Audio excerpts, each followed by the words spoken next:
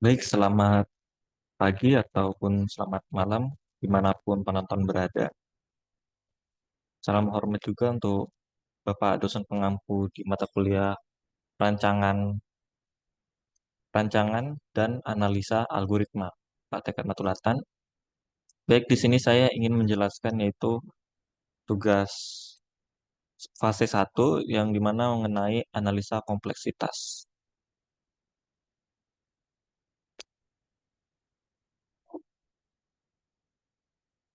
Jadi analisa kompleksitas itu berguna untuk di mana kita bisa menganalisa kinerja algoritma yang akan kita gunakan, apa saja sumber daya yang kita butuhkan begitu. Baik, kita langsung berikutnya. Jadi ada tugas di mana kita harus melakukan perhitungan notasi asimptotik Big O notation pada droid merah dan droid hijau yang sudah ditugaskan pada minggu lalu dan diberitahu kita akan membuat game 2D yaitu hide and seek dalam bentuk itu konsepnya game labirin atau game maze. Penyelesaiannya, jadi di penyelesaian ini kita akan menentukan dan memilih algoritma. Kedua, kita membuat pseudocode ini untuk memudahkan kita dalam mencari nanti membuat untuk metode tabular method atau kita sebut tabel metode. Berikutnya kita baru menghitung notasi asymptotik pada notasi Big O. Jadi ini saya sudah menentukan algoritma apa yang cocok untuk Android merah dan Android hijau. Android merah akan menggunakan breadth first search dan algoritma untuk Android hijau adalah algoritma DFS Deep First Search. Depth First Search. Yang berikutnya alasan kenapa saya memilih BFS untuk Android merah. Itu karena algoritma ini menjamin untuk menemukan jalur terpendek dari titik awal ke titik tujuan. Terutama lagi droid merah ini akan bertugas mencari droid hijau gitu. Jadi ini mungkin lebih efisien menggunakan DFS. Sedangkan DFS, kenapa saya memilih DFS untuk Droid hijau? Ini karena untuk mencari solusi dan kita bisa melakukan eksplorasi terlebih dahulu.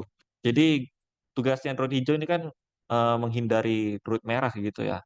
Jadi mereka akan mencari secara keseluruhan untuk mengeksplorasi sel-sel yang akan dikunjunginya gitu.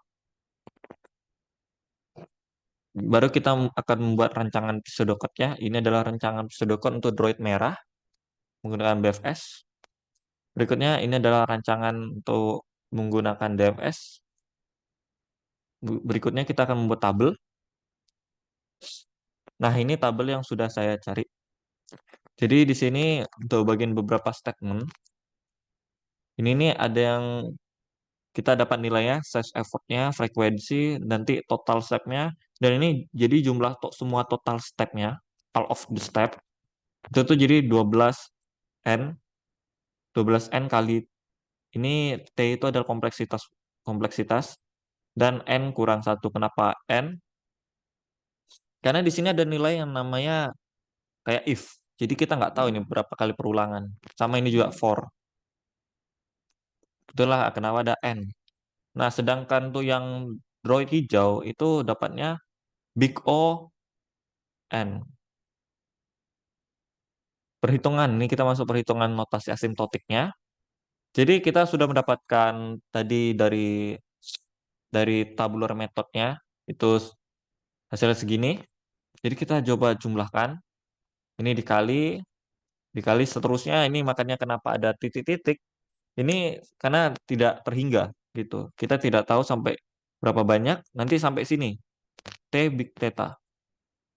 Nanti T big theta ini kita akan menggantinya jadi sebuah konstanta. Jadi C gitu ya contohnya. Jadi kayak gini nih. Ini berubah jadi segini. Lalu nanti ini kita akan ubah lagi. 12 pangkat N kali N. T ini jadi konstanta. Yang dikali konstanta maksudnya. T hasilnya jadi begini. Jadi notasi asimptotik dari droid merah tadi akan menjadi seperti ini. 0, 12 pangkat N kali N. Ini perhitungan notasi asimptotik untuk droid hijau. Di sini kita tidak perlu menghitungnya karena kita sudah mendapatkannya. Hasilnya ada big O N. Jadi kita tuh udah dapat hasilnya di sini. Tidak seperti Droid merah, harus kita coba lagi, buktikan atau sederhanakan gitu. Nah, ini adalah penjelasan lanjutannya. Penjelasan lanjutan ini seperti ya pengertian tentang notasi asimtotik, Big O, algoritma BFS, dan algoritma DFS.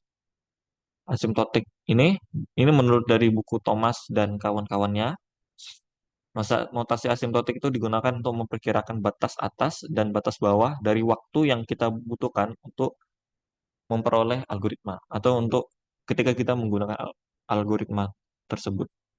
Sedangkan notasi Big O ini menurut dari Thomas juga dan kawan-kawan, ini untuk menunjukkan bagaimana waktu yang dibutuhkan algoritma untuk tumbuh secara proporsional terhadap ukuran masukannya. Jadi notasi Big O itu adalah salah satu bagian dari asimtotik. Dan ini BFS. Jadi BFS itu adalah salah satu algoritma penelusuran grafik yang mengunjungi simpul atau node-node secara terurut gitu. Dan ini DFS. DFS itu adalah algoritma penelusuran grafik yang mencari simpul sejauh mungkin sebelum mundur dan melanjutkan ke simpul berikutnya. Itulah kenapa Druid hijau itu menggunakan DFS. Karena saya rasa kalau misalnya Druid hijau yang ingin menghindari Druid merah, pasti dia membutuhkan algoritma yang seperti ini, yang mencari simpul sejauh mungkin gitu. Dan ini kesimpulannya. Jadi kesimpulannya adalah Droid merah itu memiliki kompleksitas yang lebih tinggi daripada Droid hijau. Kita bisa lihat dari sini, hasilnya itu lebih banyak daripada notasi asimtotiknya berhijau. Berikutnya ada algoritma BFS, dipilih karena algoritma penyelesaian untuk Droid merah karena kompleksitasnya lebih rendah dibandingkan DFS dalam kasus ini. Sedangkan DFS itu dipilih karena penyelesaian untuk Droid hijaunya itu kompleksitasnya sama dengan BFS, namun implementasinya lebih disederhanakan. Jadi analisa kompleksitas ini itu sangat penting untuk mengembangkan algoritma yang akan kita gunakan, karena kita bisa mengefisiensikan waktu dan memori dalam permasalahan apapun yang kita dapatkan. Baik, ini ada daftar pustaka yang saya dapatkan. Berikutnya, saya Aditya Yuda Pratama, NIM 1901 02 40 01. Saya dari Teknik Informatika. Jika ada kesalahan dan itu nanti tolong koreksi aja di kolom komentar. Baik, terima kasih. Saya tutup.